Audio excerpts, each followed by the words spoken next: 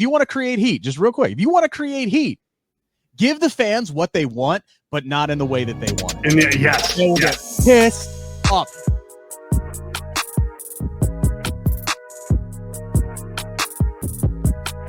What's going on, everybody? Welcome on in. This is Discussions on the Takedown on SI. I'm Zack Heydorn. That's Rick Ucchino. Rick, dude, how's life, my friend? You know what? I think I'm not fully recovered yet from Las Vegas, but like I feel like I'm almost there. I've been trying to catch up on a lot of sleep that I missed WrestleMania week. Like we didn't have a chance to like really dive into it, but you were there. You know, there were some crazy nights. Yes. You know, and I'm not talking like I was out partying and drinking and getting wasted and then trying to go to work the next day. Like there was one night, for example, I believe it was Thursday night. Okay. So Thursday night was the first Mania After Dark. It was like the kickoff party at the Live nightclub at the Fontainebleau Hotel. They had a big red carpet event prior to that. I was allowed to, you know, go there, and I was able to chat with Charlotte Flair and Rey Mysterio. Unfortunately, wasn't able to use any of the Rey Mysterio interview because he unfortunately got hurt 24 hours later. So everything that we talked about was basically burnt to a crisp. I'm going to find a way to bring it back later. I don't know. I still have it, but we'll see. It can happen. It can happen. It can happen, but we do the red carpet, then we get in and we do the After Dark stuff. And remember, by the way, like I'm on East Coast time. By the time I get out of the nightclub, it's 1 a.m. West Coast time. So my body's already on 4 a.m. I get back to the hotel. About 1:30. I go to sleep. I get up at 3:30. I write the Charlotte Flair piece. I hit send. I hop in the shower. I go to the WWE press junket and just immediately start my workday from there. It was 8 days of this. Dude, man. So I've been hung over for a week, but I finally feel like I'm getting back to it now. Well, and it's also like all that accurate, all that's true, although my schedule wasn't that intense, but not that intense. But it's Vegas. Like, oh yeah, nobody sleeps well in Vegas. You can't like eat very healthy in Vegas. Like you're just not like in a good place to like, you know, it's ripe for debauchery. Yeah, like how am I supposed to act responsibly and sleep when there is a blackjack table? That's it, man. You know, a 5-minute walk from my bed, right? Like how? Like I did spend a little bit too much time at the blackjack table, but I had some fun. I did have fun. Hey, you know what? As long as WrestleMania isn't there every year, like I think we'll be okay. We'll be okay. Oh God, when I saw next year, we're gonna have to deal with the food, man. The food. We're gonna be in a food coma, a New Orleans food coma for days. I have started my diet for WrestleMania 42 already. That's because right. I am fully prepared to eat my entire body weight in crawfish when I get down to New Orleans. Like as you should, as we all should. Happening. So I need my body weight to be roughly about 180 pounds instead of where I'm currently at. So yeah. You know what? You can do it. I'm gonna help you get there because I'm gonna need someone to like, you know, eat baked oysters with all week long. So so you know, I need a partner in crime in that. All right, let's get down to some wrestling business here. I want to pick your brain. Both of us super in tune with kind of the WWE, the women's division, but not just the main women's division, but like the pipeline of top talent coming in. And it's significant at this point. When you look at NXT, Roxanne, Perez, and Giulia, and Stephanie Vaquer, and Jordan Grace, and others. But I don't know about you, Rick, but when I thought about the prospects of Giulia being called up to the main roster or Roxanne Perez being called up to the main roster, I kind of was hoping for a bigger splash than just kind of role players who are kind of in and they're kind of partnering together. Like, talk me off the ledge here. Tell me everything's going to be okay, because I'm just a little sour on how those two women in particular have made their debuts on the main roster. Well, that's just it. They haven't officially been called up. Well, they have reports. Well, there was another report, a clarification from Mike Johnson from PW Insider Thursday afternoon, and this is something that I contributed to him, and I not contributed to him. Excuse me, I attributed it. I didn't report shit on this. Okay, so I'm not taking any credit, but I did write it up for the takedown on SI. They have not officially been called up yet. So what this is, it's a soft introduction. They did this with Bron Breakker. They did this with Carmelo Hayes. This is nothing new. This is for Roxanne, it's more of like an extended cup of coffee now. I'd say. At this point, I fully expect whenever we get the WWE draft, which I think we are going to still get it. I think they are just waiting until SmackDown goes back down to 2 hours. Again, not a report, just me using common sense, because they've already had to restructure the SmackDown roster with the whole transfer window to give them a roster that's built for a 3-hour show. Because remember, when SmackDown went to 3 hours back in January, this was a roster that was built for a 2-hour show. So they gave them a ton of extra stars during the transfer window to help fill out that extra third hour. Now they have to recorrect. So with SmackDown going back down to 2 hours, again, reports this week, WrestleVotes, Wrestling Observer saying that it's going back down to 2 hours sometime in June. So we got a month left. Sometime in June, I would expect, July, I expect there to be a draft. That's what I would anticipate Roxanne, maybe Giulia, maybe Stephanie Vaquer, but Roxanne definitely to get officially drafted up to the main roster. But I do kind of understand your point of, you'd like to see them presented as more of a big deal, kind of like how Stephanie and Giulia were from the jump in NXT, right? That's kind of more what you're looking for. Right, because it's just like you can only make a first impression one time. Like that, I mean, you can. And I think Roxanne in particular, like she's been in Elimination Chamber. She had the thing with Bayley, but then it got cut off. She's losing on NXT constantly. That's my biggest thing, right? I kind of feel like Roxanne Perez, they had the throttle down with Roxanne Perez. They had finished as a runner-up in the Women's Royal Rumble this year to Charlotte Flair. Right, yes. Qualified for the Elimination Chamber. I can't remember where she was eliminated, but I don't believe she was the first one out. Naomi was. Jay Cargill took care of that, right? But like officially, I think Bayley was the first one eliminated. I want to say it was Roxanne that took her out. Roxanne beat her, yeah. Yeah, I think so. They had that program working. And for the life of me, I cannot understand why they stopped it.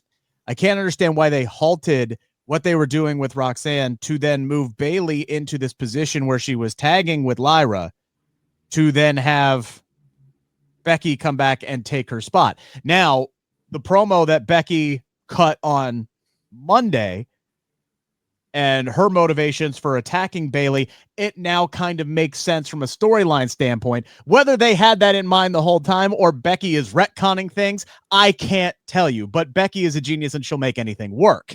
Yes. So, but for the life of me, I would have much rather have seen Bayley and Roxanne continue their feud heading into things. But I can understand bringing Becky back, getting her into this mix and starting this program with Lyra. They had to find a way to do it. This is the way they decided to do it. I feel like Roxanne was an unfortunate collateral damage in that, whereas they had plans for her. They suddenly stopped, and now she was basically stuck in creative limbo at this point, begging for scraps from Ava because it felt like she was done on NXT. And now she's putting people over in NXT, which is what she should be doing on her way out. It just feels like the way out is taking too long to get there, and it might be hurting her in the eyes of some folks like yourself. And luckily, though, now she's good enough where I don't know that it will have sustained damage. It's just no. It's kind of like Bron Breakker when he was in. Remember, like before he kind of struck gold with the Baron Corbin like tag team thing. He was kind of in a position like Roxanne is now down there, where it's like he's been the champion a couple times. He's wrestled everybody there is to face. There's nothing really else for him to do.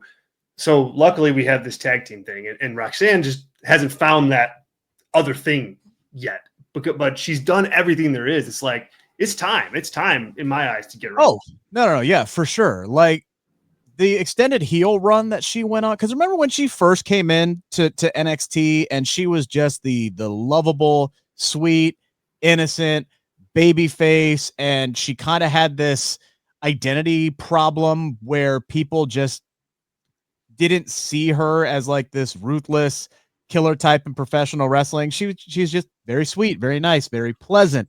Yeah. Great for Danhausen, doesn't really work for most people in professional wrestling. So it's like she needed to find that edge to her, and that heel run for her just added layers upon layers and depth of her character, and proved that there is more to her than just being one of the most, naturally likable people on the planet, which if you meet her in person, she's spectacular. So yeah, that extra year and that extra title run for her was much needed. She doesn't need to be in NXT anymore at this point. I'm perfectly fine if they don't want to rush Giulia and Stephanie, because I look at the landscape of the women's division and I'm like, okay, are we really going to move all three of these ladies up at the same time and then do what? Right. Where do they fit in right now? Because we live in a world where you could not even get Chelsea Green, one of the most entertaining women on your roster, on the WrestleMania card. You could not afford to put Bayley or Roxanne on the WrestleMania card this year. And now all of a sudden we're going to throw Roxanne and Giulia and Stephanie onto the main roster.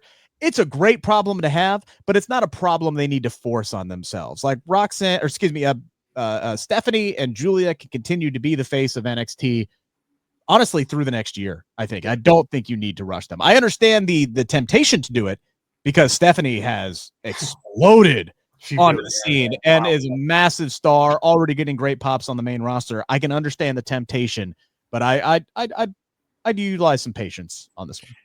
Yeah. And again, I want to make sure to just be clear on this too. It's not necessarily I'm advocating for all of them to go to the main roster. I'm advocating for, if they are going to go there, it's make a big deal about it.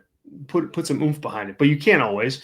I'm going to ask about Stephanie Vaquer real quick, because I just want to just kind of like an open-ended thought more than it is a specific question. But man, what a jump she's made in the last 12 months, but really the last 6 months. She is like, I think I have a theory that WWE, she's a draw for NXT. Like, she does business for that show. And so they feel good putting her on Raw, giving her wins on Raw, because they want people to go, wow, I like this woman. I like this character. I want to tune in on NXT. And that is like, I mean, props to her. And she just seems to have just meshed perfectly with what WWE is as a pro wrestling company. She's got the in-ring. We know that.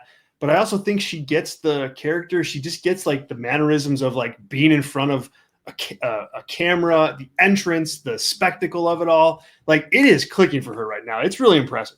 Yeah, she knows who she is. Like, she 100% knows who she is, knows what she's about, knows what she can do. I think the biggest thing for her, and I know this because I had a chance to chat with her. I haven't had a chance to write it up yet for the Takedown on SI, but I will at some point down the line when I get time. But I think for her, she knew who she was.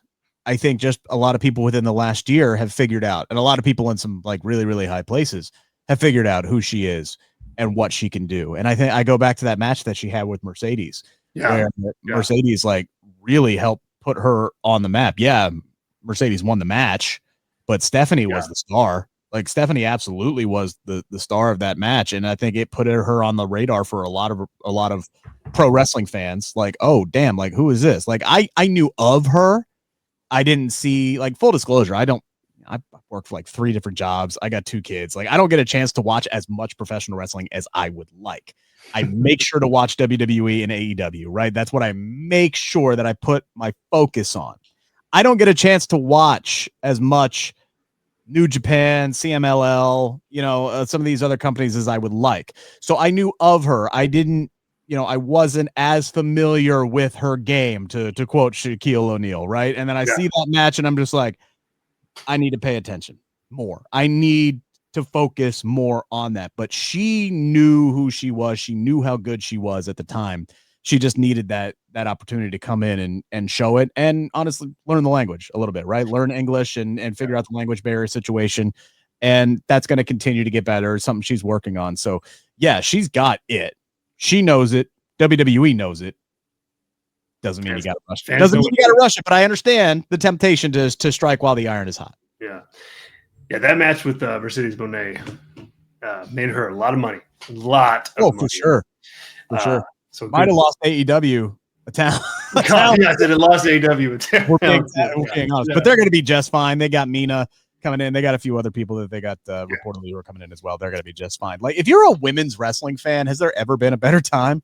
No. Like, seriously, no. I mean, look, just in the next few months, where you're getting Giulia against Jordan Grace on NXT television next week. Like, that is a TV match that you're going to get. Mercedes is going to face Toni Storm in a couple months. Like, it's. I called my shot with Jamie Hayter. I'm sticking with Jamie Hayter. Okay. Oh my God. All right. We'll see. Sticking with it. Double or Nothing pre-show's coming up soon. Don't have to wait too long, folks. I was gonna say we got like 25 more days. Yeah, more days before that. And it's gonna feel like a week. So, all right, let's pivot a little bit. Let's get to another WWE topic. Seth Rollins this week on Raw and Bron Breakker this week on Raw, going for some heel heat, and then they beat up Sami Zayn, like the ultimate babyface in WWE. And don't get it. How much of a problem is this, Rick? On a scale of 1 to 10, how concerned are you that good idea, but man, people just like this group too much, and them as heels isn't going to work? 2.5. Okay. I equate this. I'm at about a 4. Yeah. Well, judging by your tweets, I thought you were about like an 8. So I'm happy to hear that. It's Twitter. Twitter over dramatizes everything. Sure. Well, it's hard to judge, emphasis and meaning behind, words. You can read the same. 10 people can read the same sentence 10 different ways, right? So, I read into that and I'm like, whoa, Zach, let's back off a little bit. Maybe we'll talk about this week. So I'm glad. Cool it, Zach. Yeah, just pump the brakes there. I gotta lean into the bit here. This feels an awful like the early days of Roman and Paul Heyman. Like, you remember when Roman first showed up on the couch and then they panned over and then he's sitting next to Paul Heyman. Yeah. Like, the collective WWE universe lost its freaking mind just at the thought of what this could be, and the excitement grew into it. And then over time, the heat started to, the honeymoon phase wore off with Roman and Paul, and the bloodline story continued to progress. And I think they got their heat too, but people also, they loved the story that was being told at the same time. I feel like if this was just Paul and Seth, maybe they'd be getting a little bit more heat. But the second that Bron Breakker showed up, and the smart wrestling fans were like, oh, damn, this is going to be good. This is time. This is a level up for Bron Breakker. They're already thinking about the future and what this storyline could turn into. Bron Breakker versus Roman Reigns down the line at one point, right? Like, there's a lot. What Bron Breakker already overtaking Seth Rollins as the top guy. Like, all of these storylines that could play out over the next several years, they immediately pop into your head. We've seen this game play out. Now there's different players who are on the ball field, and you just get overly excited, right? And I think people are, especially wrestling fans nowadays, they're smart to it. They know at least we think we know what's coming up, right? But just the fact that it's new, I think a lot of people are really, really into it. And yeah, you kind of feel bad that there are some people who get some collateral damage to things. We saw this with not to keep bringing Becky into the conversation, but we saw this with Becky and Lyra. When Becky beat the shit out of Lyra, pardon my French, on Monday Night Raw, people were chanting, one more time. I think people just like violence and watching people getting their ass kicked. And there's nobody better at doing that, honestly, in WWE than Bron Breakker these days. The guy is just physically imposing and just makes everything look like it hurts. And I'm sure it does hurt. Just ask I Show Speed that. But like, it was the same thing with Bronson Reed when he was doing the tsunamis on Seth, and then everybody was screaming one more time. It was the same thing with Sami Zayn this week. I'm not overly concerned with it. I think eventually they'll pick up their heat. I hope you're right. Because I think like there's more value to Seth and this group as heels than as baby faces, and the writing of everything like is a group of heels, and they're just not getting that reaction right now. So I hope that they, and I think that they will. Like WWE is not known for totally veering off course so early on these types of things. So they're going to stay the course on this. I want to see. I'd like to see like some, not acknowledgement's the wrong word, but it's like I hope they just don't take the square peg and just like hammer it into like the round hole. I hope that they recognize, hey, like Seth, you gotta get booed. So like maybe don't cue your song from the audience. Or Bron Breakker, like, yeah, the barks are cool, man, but like also people love doing that for whatever reason. Right. Like, they love barking. So like maybe I hope that like WWE tries to cultivate ways to actually get them heat, because I think the group has so much potential with all those matches, as with Seth as a heel, Jay and Punk and Roman and Cody. I mean, you got so many, and it just works so much better if he's getting real heat. So I hope you're right. I mean, I don't think you should sound the alarm bells. He didn't have a good week this week, but I hope you're right in that it's early and people just need this time to kind of be pumped about what they're seeing. You know what I would love to see out of this? And I know Sean Rossap from Fightful Select, who does great work. I know he reported that there's not any plans presently for anybody else to join this group. Like, it's not like an Evolution knockoff or homage or anything like that. Like, they really want this to be its own thing and to have future groups emulate what this group is going to do. But it's very easy to make that comparison, especially with Seth Rollins in the position where he's in right now, where you can immediately look at Seth and go, okay, well, he's the Triple H of this group. Bron Breakker is the Batista of this group. Who else could they add to the equation? And I know there's people who are going to fantasy book and say, oh my God, get heel Becky up with heel Seth. And I'm like, those two do not like working with each other on screen. Let's not try to force that square peg into a round hole, to use the analogy you just did. I really want what happened on Monday to be a setup. I really want it to be a setup and lead to Sami Zayn turning heel, joining that group, and having Sami be the one who takes the world championship off of Jey Uso. Nice. Like, I mean, seriously, if Sami is ever going to win it, he's got to take it off of Jey. Right? Like, that's the history is there for it. They teased it on the Monday after Mania, where just him standing behind there and everybody losing their collective minds, like, oh my God, they're going to have both Gingers turn heel on the same night. It's going to be awesome. Right? Like that. I want this to be the setup to where Sami is the third guy, right? Paul Heyman excluded because he's not. But like, I want Sami to be the third guy, and I kind of want Sami to be one of the focal points of the group and win the World Heavyweight Championship. He needs to win it at some point. He does. He really does. And yeah, man, like, hearing him talk about the world title it's so passionate, and it's such an easy journey to kind of get behind. I love it. And if you want to create heat, just real quick, if you want to create heat, give the fans what they want, but not in the way that they want it. And yes. Pissed up. They want to have that moment where Sami Zayn has overcome the odds and he wins it in the end, and he fights off all the adversaries, and he proves that he does that Daniel Bryan thing, right? They want the WrestleMania 30 Daniel Bryan ending for Sami Zayn. You want to draw heat? Screw that. Hand him the world title. Yeah. With Seth Rollins helping him and Bron Breakker helping him, and it being over Jey and Jey Uso doing it. That's it, right? That's a key element. Yeah, no, it works. It works. I mean, it's because man, you do want to see Sami win it, and there's heat in that for sure. Like that would be a good way to just jolt some juice into that. Oh man, now you got me cheering for a heel Sami Zayn. Like, goodness gracious. Only one man. This is the problem. John Cena's right? Like this, like fickle.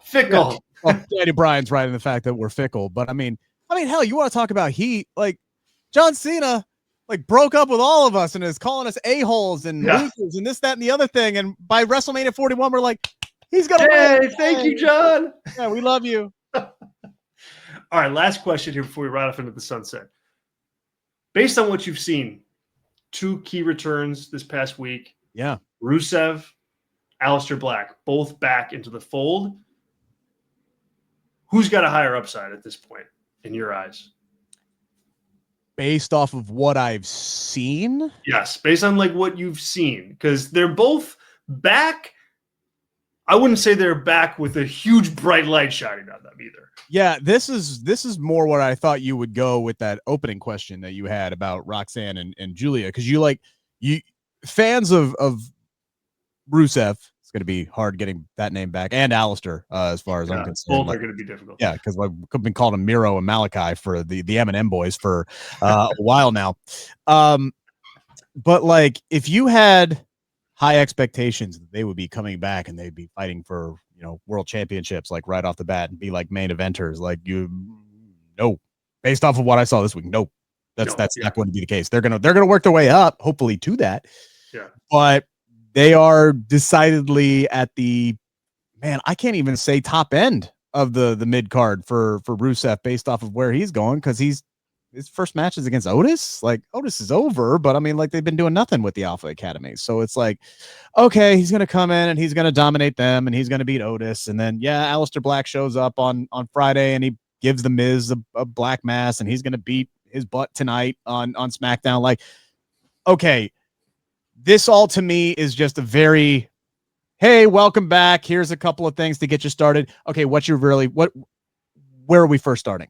Like, for me, it's going to come down to what's your first real story? What's your first real rivalry? Because to me, this is just both a soft introduction. No big splash with either of these guys. Heck, Aleister Black looks like he hasn't even left. Like, Rusev at least came back and he's got, a new character. He's doing his Redeemer thing, but you can't call him the Redeemer, which sucks. But he's doing the WWE version of the Redeemer. He's got new music. He's got a new attitude. There's a lot of new with Rusev. Aleister Black has the same music, the same entrance, the same everything. He's got the same sound effect, like they're lowering the cannons on an old, warship. Like, he's got all the same stuff. It just looks like he just took a 4-year hiatus and then came back. And instead of black massing the Big E, he's black massing the Miz. Other than that, the last 4 years didn't happen, right? So based off of what I've seen, I think Rusev has a higher ceiling because he got a bigger ovation. I think he's got the better character that fans are going to attach themselves to. I think Aleister needs to be a heel. And I think right now, based off of what I've seen, I would go with Rusev. Based off of what I know, Triple H is very high on Aleister Black. So based off of what I know, I would say Aleister Black. What I've seen tells me Miro, but Rusev. But I really wasn't like overly thrilled with either one of their debuts. I was just happy to see them back, if that makes sense. Yeah, I think I'm with you on Rusev. I think he's just got a personality and a character that fits like better in different places on the card. Like, he can do anything. You need him to do some comedy, he can do that. You got to be serious, ruthless killer heel, he can do that. You want him to be fighting babyface, he can be that. I think he could just be plugged into a lot of spots. I agree with you overall, and I think I kind of, at first when they came back, I'm like, oh man, this is like near the Andrade territory of like a return. But I think both will end up better than that on the show, like long term. I think both will be higher up than Andrade is. Now, that's not saying much, but that's my I'm going to say, what are we doing with Andrade? Like, good question. Like, it's like we talk about the women's division being overly stacked, and I'm like, let's not rush up Giulia or Stephanie. Like, I feel the same way about some of these other folks that recently came over from AEW. Like, I feel like Ricky Saints and Ethan Page could be on the main roster right now, but where do they fit? Yeah. Like, it gets to a point where it's like, okay, like, you get all these talent that are coming up. Like, somebody has to go out the other end, don't they? Yeah, you can't push everybody. Yeah, you can't push everybody at the same time. And unfortunately, you found Andrade and Carmelo Hayes for that matter. Like, it looks like he's finally getting his most significant push after a year. Kind of sad to say that that's a new nickname based off of an Andre the Giant Memorial Battle Royal win. Yeah. I do like calling him the Hemph Wonder of the World. We'll see. I love that. We'll see how that turns out. That is pretty good. We'll see. All right, you guys, we'll wrap it up there. Thanks so much for joining the show. Make sure you like the video, subscribe to the channel, turn on the notifications. We got some great stuff scheduled to hit. We got tons of cool stuff coming that's already there from WrestleMania weekend prior to that. Rick, any final words? No, I'm good. All right. Until next week, we'll see you, folks.